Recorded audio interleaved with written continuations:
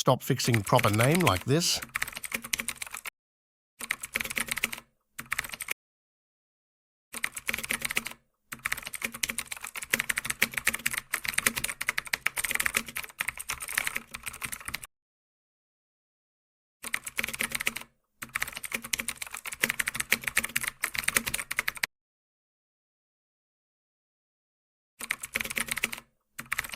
Instead, references an edit cell with proper function.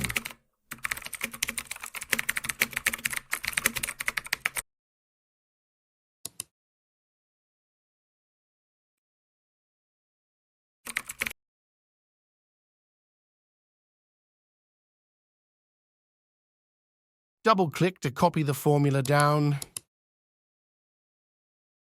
Now you can check your result. If you like my video, please like, share, and subscribe my channel and press the bell icon for more tips.